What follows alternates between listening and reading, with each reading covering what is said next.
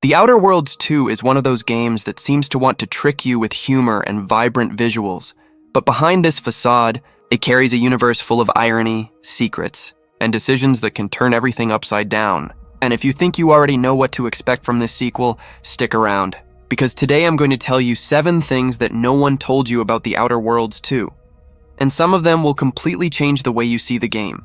This is one of the most daring and surprising changes in The Outer Worlds 2.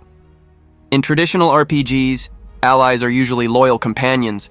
They disagree with you, of course, but rarely take the consequences to a lethal point. Here, Obsidian seems to have decided that the morality and autonomy of companions really matter.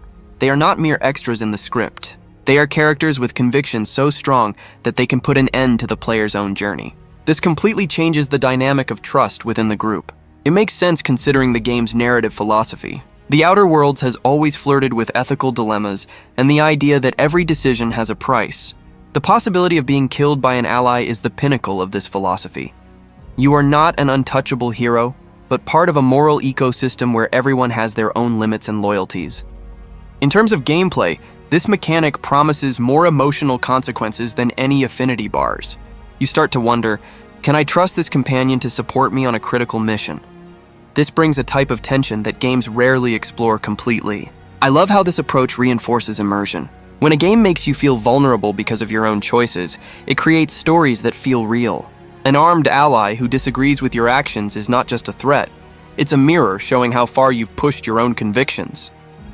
It's also fascinating to think about the multiple forms this can take. Maybe the ally confronts you openly, or maybe they betray you silently in an ambush. Each possibility adds layers of unpredictability to the narrative. Deep down, it's a smart way to reinforce that this universe is dangerous, not just because of the monsters and corporations, but because of the humanity contained within the companions themselves. And this type of interpersonal drama is exactly what makes the experience of The Outer Worlds 2 more mature, darker, and realistic.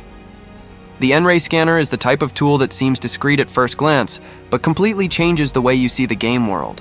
In a universe full of secret corporations and mutant monsters, discovering that there is technology capable of seeing the invisible is a masterful touch. It's not just for tactical advantage. It symbolizes how knowledge and curiosity are weapons as powerful as any rifle. From a gameplay point of view, I think this is brilliant. A simple scan turns into a moment of tension and discovery. The player, who until then felt safe, now realizes that there are hidden threats right under their nose. This changes the way you explore and fight. You start to replace haste with caution.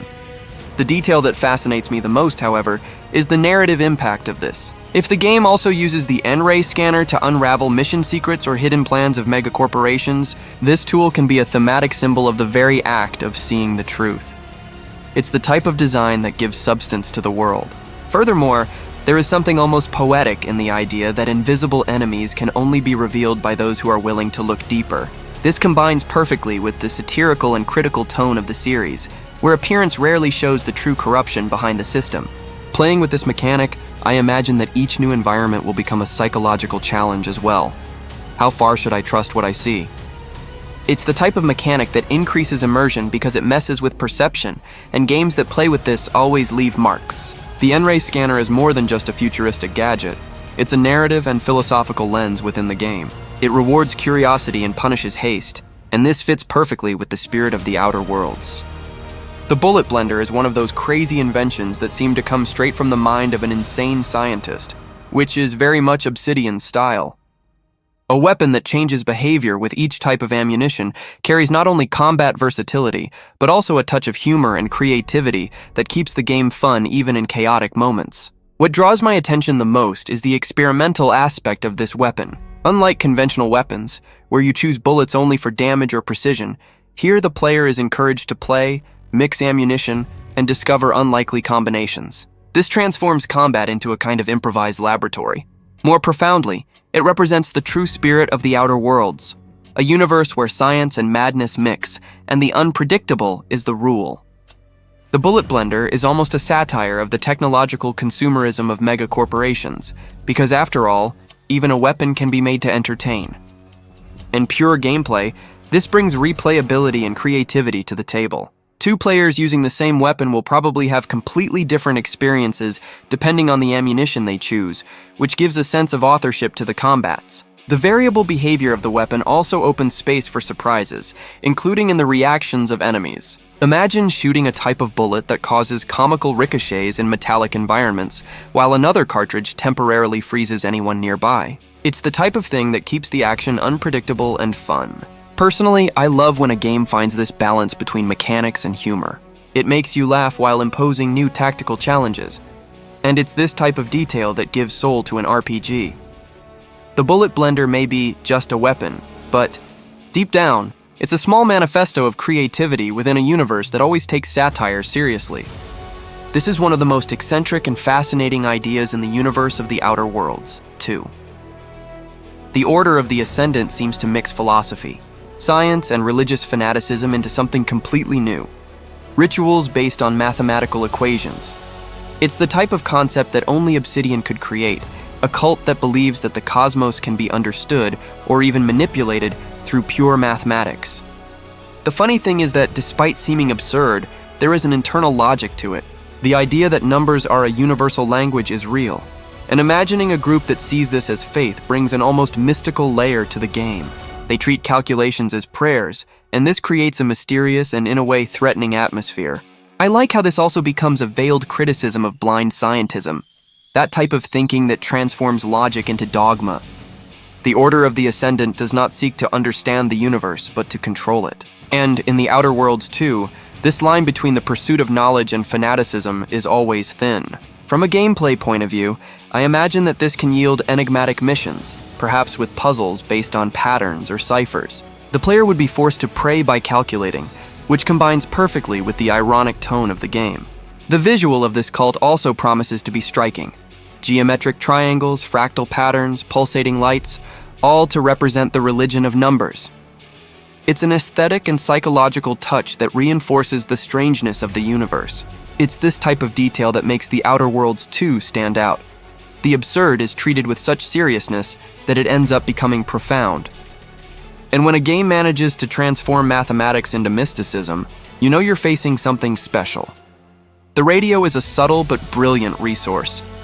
Imagine wandering through space and hearing an announcer commenting on your own actions as if the universe were watching what you do and giving their opinion on it. This mechanic brings the world of the Outer Worlds 2 to life in a way that few games can. The idea of a media reacting to the player creates a feeling of immediate consequence. Saved a village? You'll hear praise? Betrayed an ally? The radio may mock your decision. It's like having a constant social mirror reflecting your choices. Narratively, this is gold. The criticism of corporations, mass media, and information manipulation fits perfectly into the series' proposal. This radio is not just entertainment, it's propaganda, control, and interplanetary gossip. And the player is at the center of this sonic showcase. I love how something seemingly banal, a radio channel, becomes a tool for immersion and satire. It transforms each moral act into a public debate, and this makes the universe seem genuinely alive. Furthermore, the radio can serve as a bridge between different stories and regions. It can anticipate events, spread rumors, or even distort the truth about you, creating small parallel narratives. This is Obsidian being creative with subtlety. Instead of long texts or visual alerts, the world reacts with words and tones. And this type of symbolic detail is what differentiates a good RPG from a memorable one. I'm always impressed with how Obsidian's games manage to mix absurd humor with elements of science fiction, and this Gary thing is a perfect example. Imagine equipping a suit that instead of just being a high-tech armor, houses a living alien monster called Gary. In the Outer Worlds 2, this isn't just an Easter egg. It's a mechanic that affects gameplay in unexpected ways, such as Gary occasionally interfering with the suit's systems to help or hinder during combat. Personally, I love this because it reminds me of those moments in retro games where common items come to life, like a power-up that becomes an annoying but useful companion. Gary isn't just a silly name. He has sarcastic dialogues that break the tension, making you laugh in the middle of a serious mission. What makes Gary special is how he integrates into the lore of the corporate colonies. He's a mutated parasite from Spacer's Choice experiments, and using him in the suit is like carrying a piece of the corporate mess on your back, literally.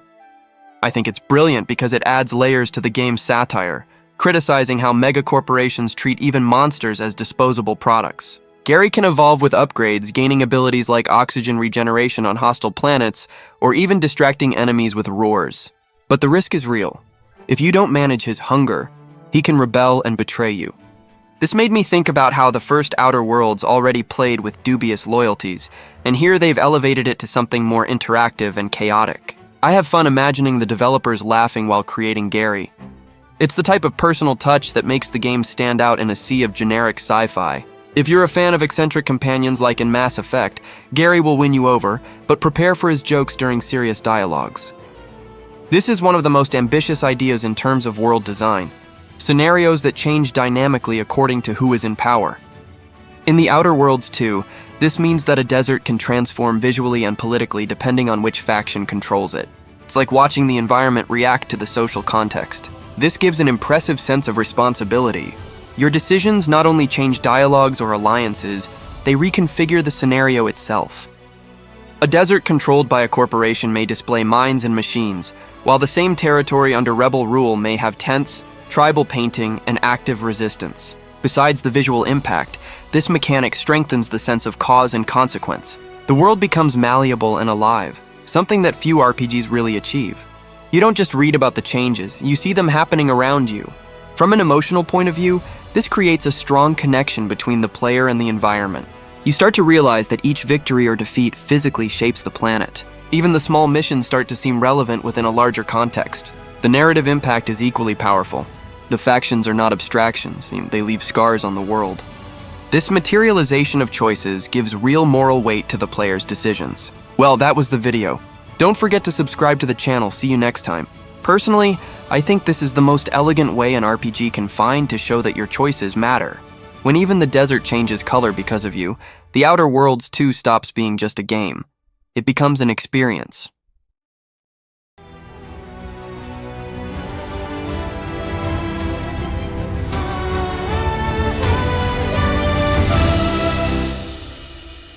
But I don't need to see, so just tell